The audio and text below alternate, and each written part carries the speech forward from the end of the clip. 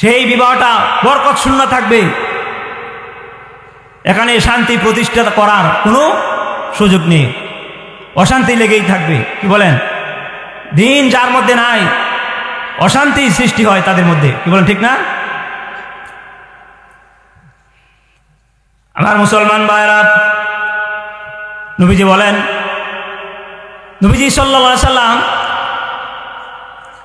2114 নম্বর হাদিসের মধ্যে নবীজি বলেন, তিরমিজি শরীফের, ক্বালা রাসূলুল্লাহি সাল্লাল্লাহু আলাইহি সাল্লাম লা তুকসিরুল কালামা বিগাইরি যিকরিল্লাহ,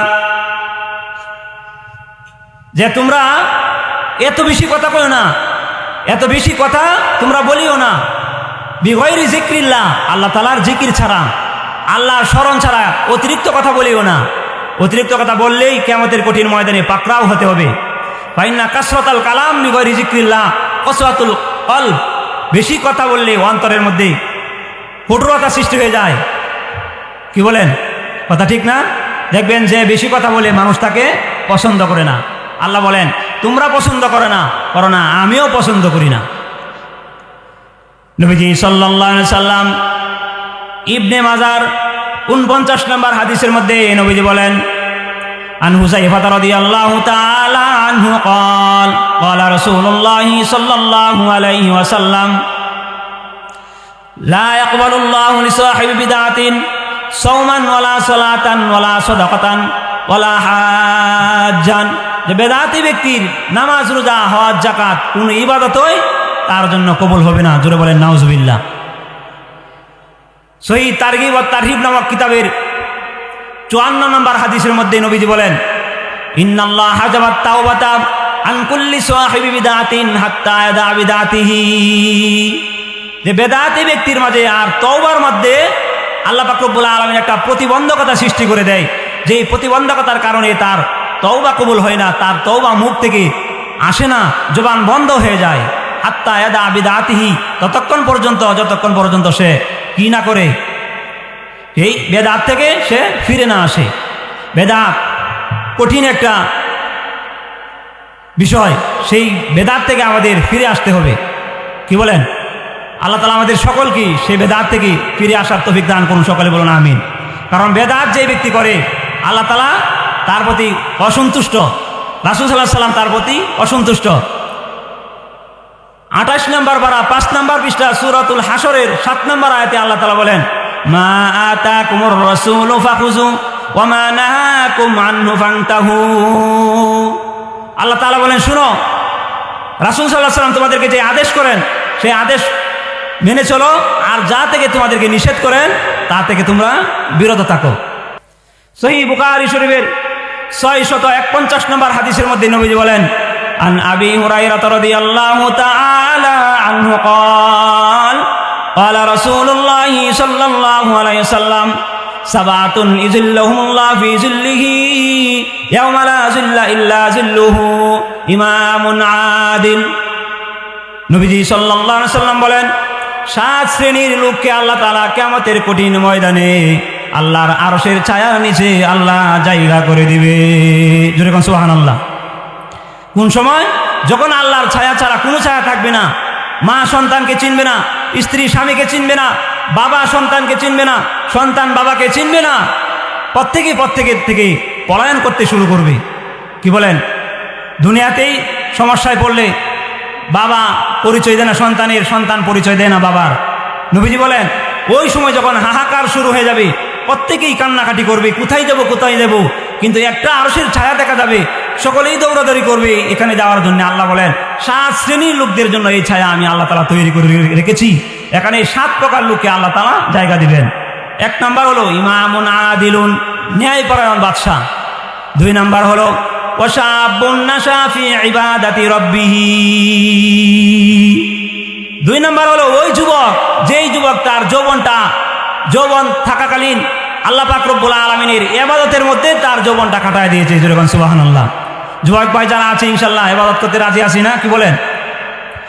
3 নম্বরে নবীজি বলেন, ওয়ারাজুলুন কলবুহু মুআল্লাকুম বিল মাসাজিদ ইযা খরাজা মিনহু হাত্তা ইয়াউদা ইলাইহি।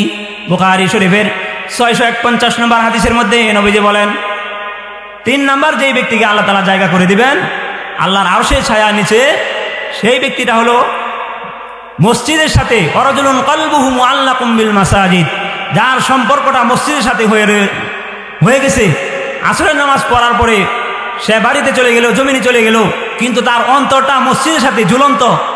তার মনে মনে বলতেছে কোন সময় মাগরিবের আযান হবে, আমি আল্লাহর ঘরে যাব। এমন একটা টান, এমন একটা সম্পর্ক, একটা চিন্তা ধারণা তার অন্তরের মধ্যে রয়েছে। আল্লাহ রাসূল সাল্লাল্লাহু আলাইহি সাল্লাম বলেন ওই নামাজি মুসল্লিকে আল্লাহ পাক রব্বুল আলামিন আল্লাহর আরশের ছায়া নিচে জায়গা করে দেবেন। জোরে কোন সুবহানাল্লাহ। 4 নম্বরে নবীজি বলেন রাজুলান তাহাব্বা ফিল্লাহি ইজতামা আলাইহা ওয়া তাফাররাকা আলাইহি, যে ব্যক্তি মানুষের সাথে সম্পর্ক করলো একমাত্র আল্লাহ তাআলার জন্য, আর যে সম্পর্ক বিচ্ছিন্ন করেছে আল্লাহ তাআলার জন্য, ওই ব্যক্তিকেও আল্লাহ পাক রব্বুল আলামিন কি করবেন? আল্লাহর আরশের ছায়ার নিচে জায়গা করে দিবেন। জোরে বলেন সুবহানাল্লাহ। আল্লাহর আরশের ছায়ার নিচে আমাদের জায়গা হোক, এটা আমরা চাই না? কি বলেন, চাই না? কারা কারা চাই ইনশাল্লাহ? একটু হাতে আল্লাহ তাআলা দেখায়। আল্লাহ সকলকে কবুল করুন, মঞ্জুর করুন। কিয়ামতের কঠিন ময়দানে মা বাবা যখন সন্তানকে চিনবে না, তখন আল্লাহ আমাদের সকলকে আল্লাহর আরশের ছায়া নিচে আপনি জায়গা করে দিয়েন। সকলে বলেন আমিন। মুহতারাম হাজিরিন, মিশকাত শরীফের 281 নম্বর পৃষ্ঠার থেকে একটা হাদিস, রাসূল সাল্লাল্লাহু আলাইহি ওয়াসাল্লাম বলেন ক্বালা রাসূলুল্লাহি সাল্লাল্লাহু আলাইহি ওয়াসাল্লাম আল মারআতু ইযা সাল্লাত খামসাহা ওয়া সামাত শাহরাহা ওয়া আহসানাত ফারজাহা ওয়া আতাআত বালাহা ফাতাদখুল মিন আইয়ি আবওয়াবিল জান্নাহ। মিশকাত শরীফের 281 নম্বর পৃষ্ঠায় নবীজি বলেন যে কোনো মহিলা যদি 4টা আমল করে আল্লাহ তাআলার জান্নাতের 8টা দরজা দিয়ে সে প্রবেশ করতে পারবে। যেরকম সুবহানাল্লাহ। সামানিয়াতা, 8টা দরজা দিয়ে, যে কোনো দরজা দিয়ে ইচ্ছা ওই মহিলা ওই দরজা দিয়েই প্রবেশ করতে পারবে। 4টা আমল কি? 1 নম্বর হলো আল মারআতু ইযা সাল্লাত খামসাহা, 5 ওয়াক্ত নামাজ আদায় করা। ওয়া সামাত শাহরাহা, 2 নম্বর হলো রমজান মাসে রোজা রাখা। ওয়া আহসানাত ফারজাহা, 3 নম্বর হলো তার 3.5 হাত বডির হেফাজত করা। স্বামীর অগোচরে সে তার নিজের জীবনকে বিক্রি করে দেয়। কি বলেন, আছে না নাই? নাই, আছে। যদি হেফাজত করে। 4 নম্বর হলো ওয়া তাআত বালাহা, স্বামীর সেবা যদি করে, স্বামীর খেদমত করে, স্বামীর কথা অনুযায়ী চলে, বেশি না। এই 4টা আমল যদি কেউ, কোনো নারী, কোনো মহিলা করতে পারে, নবীজি বলেন ফালতাদখুল মিন আইয়ি আবওয়াবিল জান্নাহ, আল্লাহ পাক রব্বুল আলামিনের জান্নাতের মধ্যে সেই মহিলা যে কোনো দরজা দিয়ে ইচ্ছা সেই দরজা দিয়ে সে প্রবেশ করতে পারবে, কোনো বারণ করা হবে না। যেরকম সুবহানাল্লাহ। মুহতারাম হাজিরিন, বুলুগুল মারাম 97 নম্বর হাদিস, নবীজি বলেন আন আবি উমামা রাদিয়াল্লাহু তাআলা আনহু قال قال رسول الله صلى الله عليه وسلم من قرأ آية الكرسي في دبر كل صلاة المكتوبة لم يمنعه من دخول الجنة إلا الموت। বুলুগুল মারাম 97 নম্বর হাদিস, নবীজি বলেন যে কোনো ব্যক্তি যদি 5 ওয়াক্ত নামাজের পরে নিয়মিত আয়াতুল কুরসি পাঠ করে, ওই ব্যক্তি মৃত্যুবরণ করতে দেরি হবে, জান্নাতে যেতে তার দেরি হবে না। কোনো কিছুই তাকে বারণ করতে পারবে না, জান্নাতে যাওয়ার জন্য কোনো কিছুই তাকে বাধা দিতে পারবে না। যেরকম সুবহানাল্লাহ। লাম ইয়ামনাহু মিন দুখুলিল জান্নাহ, একমাত্রই শুধু মৃত্যুটাই তার জন্য বাধা হয়ে দাঁড়াবে। আরেক হাদিসের মধ্যে নবীজি সাল্লাল্লাহু আলাইহি ওয়াসাল্লাম বলেন মান সাল্লাল ইশা ফি জামাতিন ফাকান্নামা কামা সাল্লাল লাইলা নিসফাহু, কোন ব্যক্তি যদি এশার নামাজ জামাতের সাথে আদায় করে সে ঘুমিয়ে গেল, নবীজি বলেন সাল্লাল লাইলা নিসফাহু, সে যেন অর্ধেক রাত্রিতে নফল নামাজ আদায় করেছে, সেই নফল নামাজের সওয়াব আল্লাহ তাআলা তাকে দিয়ে দিবেন। যেরকম সুবহানাল্লাহ। আর জোরে কন্যা সুবহানাল্লাহ। ওয়া মান সাল্লা সুবহা ফি জামাতিন ফাকান্নামা সাল্লাল্লাইলা কুল্লাহু। মুসলিম শরীফের এই হাদিসটা হলো মুসলিম শরীফের 1377 নম্বর হাদিস।